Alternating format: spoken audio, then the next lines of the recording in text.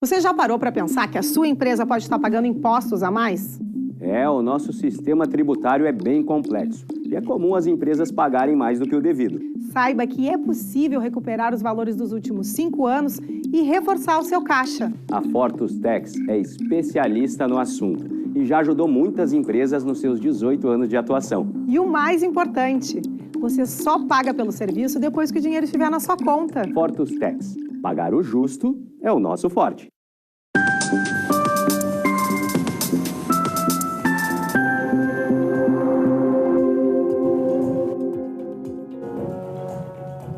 Olá, eu sou Amanda de Oliveira e junto com Evanira Aguiar estamos começando agora o programa Papo Certo de hoje.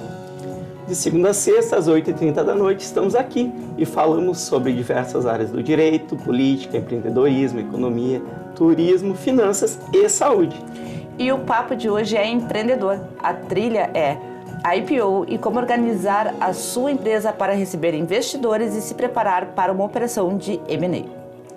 Nosso convidado de hoje é o Dr. Jonathan Verbi, que é advogado, sócio da Dutra Advogados Associados, presidente da Comissão de Direito Econômico da OAB de Novo Hamburgo. Muito obrigado pela presença aqui no programa. Muito boa noite, muito obrigado a todos, fico muito feliz de estar aqui com vocês. Vamos conversar um pouco sobre IPO, sobre M&A, sobre investimentos, estou aqui para isso, pessoal. Seja bem-vindo então, Dr. Jonathan. E você de casa já pode participar do nosso programa enviando a sua pergunta ou comentário através do nosso WhatsApp 51 30 29 80 80 para interagir com o nosso convidado. Vamos fazer um intervalo de 30 segundinhos e já voltamos.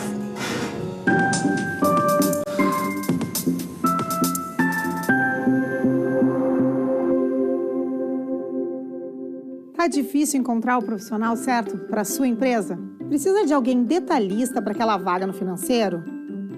Quem sabe um criativo para o marketing? Ou ainda, alguém focado em resultados? A Fortus RH utiliza técnicas de seleção e processos estruturados, realizando entrevistas, aplicando provas e testes específicos. Tudo isso para buscar a pessoa certa para a vaga certa. Fortus RH. Conectar pessoas é o nosso forte.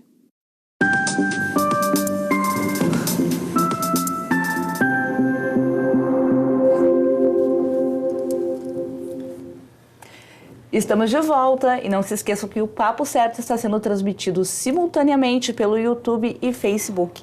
E através dessas plataformas vocês podem assistir e também compartilhar. Então, Dr. Jonathan, começando o nosso papo de hoje, o que significa IPO e M&A? Então, a IPO nada mais é do que a oferta pública inicial, que é isso, é a primeira vez que uma empresa lança suas ações na Bolsa de Valores. É a primeira vez que o público em geral, por isso chama pública, pode comprar ações de uma empresa. No Brasil nós temos várias operações como essa já listadas na Bolsa de Valores, temos cada vez mais investimento, embora no último ano a gente não teve nenhum IPO realizado e tudo mais, mas é um mercado cada vez mais pulsante no Brasil. E o M&A nada mais é do que uma fusão ou uma aquisição, é uma compra e venda de empresas. Essa compra, ela pode ser total, pode ser um grupo pode comprar totalmente uma outra empresa, como pode ser parcial, pode comprar uma parte, a parte majoritária, a parte minoritária, todo esse tipo de operação que envolva ali algum tipo de troca de ações de uma empresa, de cotas de uma empresa, ou mesmo de ativos de uma empresa, vai ser considerado um M&A, uma operação de fusão e aquisição. E qual é a relação entre uma e outra? Basicamente, o caminho que você trilha para fazer um IPO ou um M&A é basicamente a mesma. E por quê? Porque nos dois casos nós estamos colocando as ações de uma empresa para um investidor. Então, o caminho que você vai trilhar é exatamente o mesmo. O que você tem de fazer para conseguir um valor maior pela sua empresa é exatamente o mesmo. Porque, no fim das contas, as duas operações são uma compra e venda. Ou para o público em geral, ou para um novo controlador, ou alguém que vai comprar uma parte da sua empresa. Muito bem. E essas operações, elas envolvem apenas grandes empresas ou também pequenas, médias? Então, o M&A está cada vez mais difundido no Brasil. Acontecem cada vez mais operações de fusões e aquisições no Brasil. desde 2018, a partir de 2019, as operações de M&A elas cresceram praticamente 30% todos os anos. Então, de 2018 a 2022, praticamente dobraram o número de operações de fusões e aquisições no Brasil. E isso envolve todo tipo de operação, desde operações pequenas até operações gigantescas. E já em relação ao IPO, nós temos uma novidade, tá? Agora no Brasil nós temos a B4. A B3 é a bolsa de valores tradicional do Brasil, é a única bolsa de valores que nós temos. Nos Estados Unidos, por exemplo, tem 8 bolsas de valores, 2 delas super grandes, são a Bolsa de Nova York e a Nasdaq. E no Brasil nós só temos uma, mas agora nós temos um outro tipo de bolsa de valores, uma bolsa de valores para negócios menores, que é a B4. Ela funciona como uma plataforma de crowdfunding, que são aquelas vaquinhas onde você capta recursos para investir em empresas, ali você verifica ali quais são a expectativa de retorno, e aí por meio dessas plataformas você consegue investir em empresas pequenas. E agora nós temos a B4, que ela funciona semelhante a um crowdfunding, só que de forma um pouco mais estruturada, porque as ações elas passam a ficar disponíveis para compra e venda nessa plataforma, exatamente como funciona uma bolsa de valores. A B4 ela é uma plataforma dentro do sandbox regulatório. O que é o sandbox regulatório? São novas formas de negócios que estão sendo validadas pelo governo. E a B4 ela é regulada já pela CVM, só que ela comporta negócios muito menores do que um IPO tradicional. Num IPO tradicional, geralmente são grandes empresas que vão fazer, mas na B4 os requisitos são basicamente faturamento entre 10 milhões a 300, então empresas a partir de 10 milhões ano de faturamento. Então, 1 milhão mês já é suficiente. Já é até menos do que isso, no fim das contas. Já consegue fazer a listagem dentro da B4, eles vão passar por uma auditoria para isso e basicamente são esses os requisitos. Há necessidade de ser uma SA? Na B4? Não. Diferente de um IPO tradicional, não precisa ser uma SA. Então, pode continuar sendo uma limitada, tendo a maior parte do capital e ainda assim abrir para um IPO, abrir um capital. Exatamente. Então, doutor, existe uma forma de pequenas empresas fazerem o IPO? Isso é recente? Isso é super recente. A B4 ela teve a primeira operação de pregão no ano passado. Foi a empresa Engravida, que é uma empresa que faz fertilização, trabalha com fertilização. E foi a primeira operação. Existem algumas outras empresas listadas agora, então haveremos outras operações em 2023, mas foi algo recentíssimo, aconteceu. Não tivemos na B3 um IPO, mas tivemos na B4. Mas tivemos na B4, exatamente. Uma, pelo menos. Exatamente, pelo menos uma, exatamente. Muito bem. E quais são os requisitos, então, para um IPO na B3 e quais são os requisitos para um IPO na B4? Bom, na B4 nós já falamos, ter ali um faturamento entre 10 milhões a 300 milhões, passar por uma auditoria dentro de um auditor listado na CVM e basicamente são esses requisitos. Pode ser uma empresa limitada, não tem problema nenhum em relação a isso. Já para um IPO tradicional, os custos vão variar ali em torno de 2 milhões, então só para você pagar os custos de um M&A já vai ser algo considerável para a maioria das empresas. Você precisa ser uma SA, então você não pode mais ser uma limitada, já vai ter os custos de ser uma SA, porque você vai precisar ter ali, cumprir as regulações de uma SA, e você precisa ter os seus os balanços auditados, os últimos 3 balanços auditados, então você precisa passar por 3 anos aí de auditoria, e você vai precisar escolher um segmento onde você vai listar suas bolsas, passar pela CVM, ter regulação, verificar o seu prospecto inicial, verificar se você vai conseguir investidores anteriores que já vão ter ali uma reserva das ações que você vai lançar. Então, é um sistema muito mais burocrático. A B4 é um sistema muito mais simples, um sistema novo e realmente voltado para pequenas empresas. Isso vai ajudar a aumentar o percentual de pessoas que no Brasil têm investimentos em ações, porque o Brasil, dentre as maiores economias, está ou é o país em que a população menos investe em ações, na verdade. A senhora acredita Exatamente. Que essa novidade da B4, que para mim é uma novidade para todo mundo, e que bom que estamos trazendo aqui, porque eu ainda não tenho observado aí no meio jornalístico, ninguém tratando do tema da B4, eu acho interessantíssimo isso, vamos levar adiante. O senhor acredita que essa novidade da B4 vai incentivar mais a nossa população a investir em ações? Com certeza, tanto a investir em ações quanto a ter um maior número de empresas buscando investimento numa bolsa livre para a população em geral. Então, é uma iniciativa muito interessante do governo. Essa iniciativa ela pode ser, de certa forma, vinculada à Nasdaq. A Nasdaq surgiu mais ou menos assim. A Bolsa de Nova York, na época, existia uma série de burocracias para você conseguir acessar a Bolsa de Nova York, e a Nasdaq ela surgiu como uma forma alternativa para negócios menores, ainda mais embrionários e com um menor número de regulação. E hoje a Nasdaq é a segunda maior bolsa do mundo. Sim. Então, a iniciativa ela é claramente baseada no início da Nasdaq. E, doutor, além do IPO e do M&A, existem outras formas de captação de investidores ou compradores? Com certeza. Um M&A é uma compra direta, né? A pessoa vai lá e compra necessariamente um percentual da sua empresa. Mas dentro do mercado de investimento, existem outras formas de você fazer uma captação de recursos, que basicamente variam em uma forma de você receber um valor sem necessariamente que essa pessoa entre, pelo menos nesse primeiro momento, dentro da sua empresa. Existem os instrumentos mais comuns para isso, é um mútuo conversível ou uma opção de compra. Como é que funciona isso? No mútuo conversível, a pessoa ali que vai investir na sua empresa, ela vai botar 2 milhões na sua empresa.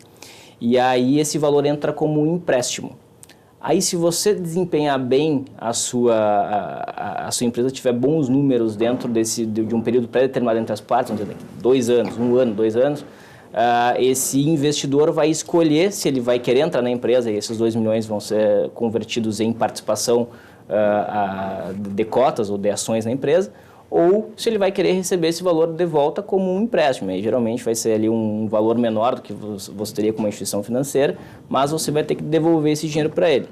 E já numa opção de compra, o investidor ele te dá o dinheiro, você não vai ter que devolver pelo menos esse dinheiro inicial para ele, e ainda assim ele vai escolher depois se ele vai querer ou não entrar na empresa. Ele pode escolher não entrar na empresa por uma série de motivos. Daqui a pouco o seu negócio está baseado em alguma operação que não é lícita, você não está pagando os impostos corretamente, a sua organização não é como ele pensava, ele pode desistir do negócio, aí você fica com o dinheiro, mas ele acaba não sendo seu sócio. E se você fez esse negócio baseado em smart money, em alguém que poderia contribuir para o crescimento da sua empresa, você acaba perdendo essa pessoa. Tive um exemplo, vou trazer aqui um caso real. Tivemos um exemplo de uma empresa lá da Fortus, que recebeu um mútuo conversível, isso há alguns anos atrás, e de fato esse recurso que entrou num momento muito importante, essa empresa havia ganhado uma licitação para fornecer, e era um recurso muito alto necessário. E houve então esse aporte deste investidor, que se converteu em cotas da empresa, uma limitada, e de fato essa empresa ela teve um crescimento gigantesco por conta desse investimento. Então, uma oportunidade boa, e que naquele momento o investidor foi definido já o percentual do capital, cresceu muito a empresa, então foi bom para os dois, tanto para o investidor quanto para a empresa. Excelente isso. Doutor, qual a primeira coisa que uma empresa tem que fazer para pensar em uma operação dessas? A primeira coisa, na minha ótica, pelo menos, é definir o valuation. Definir quanto que você quer receber pela sua empresa. As pessoas falam, eu não quero vender minha empresa em hipótese alguma. Aí, por R$1 bilhão, você não venderia a sua empresa? Então, aí as pessoas geralmente mudam de opinião. Não por 1 bilhão, às vezes por 5, às vezes por 10, às vezes por menos, mas existe sempre algum valor que as pessoas estão interessadas em fazer uma operação desse gênero. Então, o primeiro passo, na minha ótica, é definir por quanto você se interessaria em vender o seu negócio. Então, esse é o valuation? Exatamente. O valuation, ele vai ser o quanto vale a sua empresa, qual a avaliação que a sua empresa tem no mercado. Isso é um valuation. Certo. E como é feito, então, esse valuation? E quais são as formas mais comuns que a gente tem aí de se calcular o valor da empresa? Existem diferentes formas, tá? Existem várias formas de você calcular o valor de mercado de uma empresa. Quais são as mais comuns? As mais comuns são o fluxo de caixa descontado e um múltiplo de EBITDA. Como é que isso aí funciona, tá? As duas métricas, elas têm a função de dizer quanto a sua empresa é capaz de gerar de caixa, quanto ela pode deixar para quem vai comprar, qual o valor que ela é capaz de gerar para os acionistas, né? Quanto ela deixa para os acionistas ali para que eles possam colocar esse valor no bolso de volta. O fluxo de caixa descontado, ele vai fazer uma projeção de valor futuro trazido ao valor presente. E ele é uma métrica mais detalhada de como fazer um valuation. Ele vai levar em consideração várias possibilidades, a receita futura, as despesas, quanto vai pagar de imposto. E como ele é uma expectativa futura, existem várias discussões ali que você vai travar entre uma e outra parte para definir um valuation. Geralmente, quando você aplica esse cálculo, geralmente não, sempre. Se você pedir para uma empresa fazer o valuation para você, vai ser de uma forma. Se você pedir para outra empresa fazer, o resultado vai ser outro. Mas existe uma ciência por trás do valuation, mas não é uma ciência exata, é uma ciência interpretativa. Então, ali cabe uma e outra parte defender esses requisitos e isso sempre vai estar baseado em outras operações, né? Então, precisa defender... No final, o que define é o mercado. Quem define é o mercado. Então, mas a gente tem que ter um ponto de partida. Com certeza. Se você vai defender por que você está considerando isso no seu cálculo, você precisa trazer algum exemplo, alguma justificativa plausível para o que você está defendendo. Eu, como contador, doutor, eu acredito que o primeiro ponto de partida é ter uma contabilidade que reflita verdadeiramente a realidade dos negócios. Vi algumas vezes empresas que têm a intenção, então, de captar investimentos e a maior dificuldade é organizar a casa, os números e ter tudo isso em dia. Né? Exatamente. Isso que eu iria falar também agora é porque as duas precificações mais utilizadas, que é o EBITDA e o fluxo de caixa descontado, as duas vão ser aplicáveis com base nos seus documentos contábeis. Então, se você tem valores que você recebe por fora, você paga seus funcionários por fora, você tem valores frios, você não está pagando imposto, tudo isso reflete na sua contabilidade. Então, ou pelo menos quando você recebe frio, não está na sua contabilidade. Então, isso obviamente não vai refletir no valuation da sua empresa. Se a sua empresa tem uma parte quente, uma parte fria, a parte fria está fora desse cálculo. Tem que ter a contabilidade realmente esse é o ponto inicial, como você falou. Define o valor, esse valor vai ser baseado na sua contabilidade. Aí a gente fala de arrumar a garota para o baile.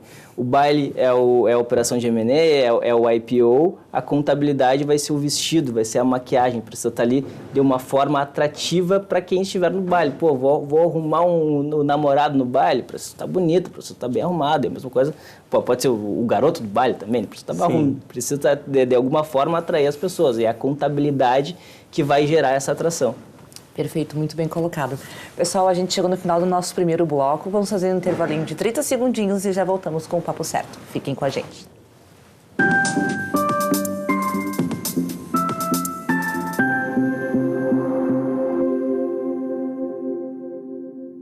Em tempos de juros altos, margens reduzidas e incertezas, rever estratégias é fundamental para manter o seu negócio competitivo. Esse cenário exige planejamento e organização financeira. Nessas horas, qualquer ajuda é bem-vinda, mas a ajuda de um especialista é necessária. A Fortus Consulting conhece na prática e tem as soluções adequadas para cada situação. Fortus Consulting. Melhorar os seus resultados é o nosso forte.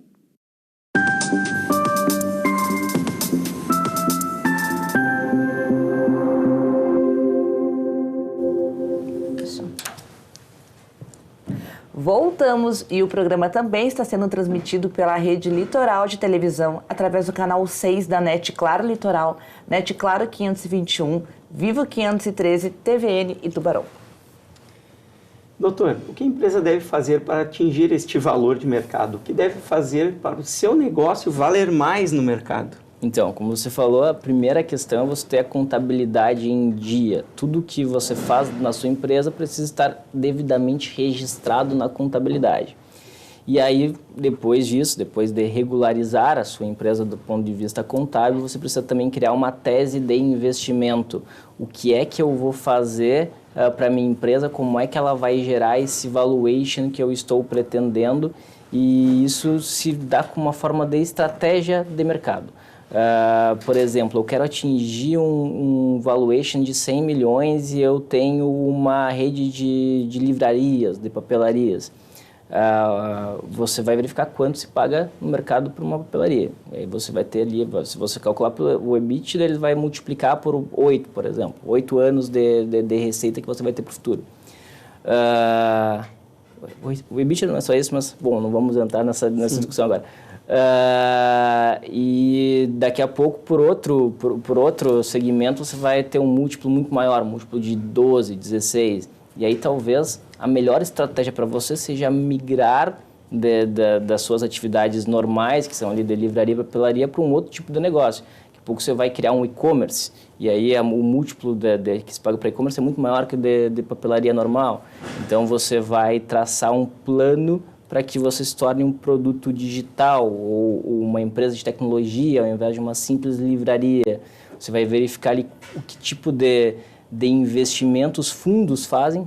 Os fundos de investimento são os principais compradores de empresas e os principais investidores em negócios. Então, você verifica ali quais são as operações em que os fundos estão mais disponíveis em colocar recursos, e aí você traça um plano de negócio, uma estratégia mercadológica para que você seja atrativo para esse tipo de operação. É sempre uma trilha de longo prazo, né? Você precisa verificar como você vai fazer isso, como você vai adequar a sua empresa para isso. É isso que a gente faz no escritório, a gente trabalha com empresas de contabilidade, como você bem citou, empresas de gestão, serviços administrativos, a gente cria um brainstorm com a equipe do cliente e aí a gente define que tipo de mensagem a gente quer passar para o mercado e a partir disso quais mudanças têm que ser tomadas dentro da empresa. E, doutor, como que um investidor, um comprador avalia a empresa? Existem várias formas de fazer isso, tá? Ele vai olhar a contabilidade, vai olhar os números da empresa.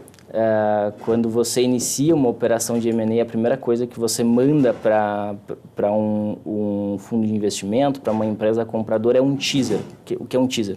É um resumo das suas informações, você nem menciona quem é essa empresa, não fala nada, só fala, olha, nós geramos uma receita X, nós tivemos um crescimento percentual nos últimos anos, tanto em cada ano, nós temos um volume de vendas tal, e a partir disso o fundo se interessa.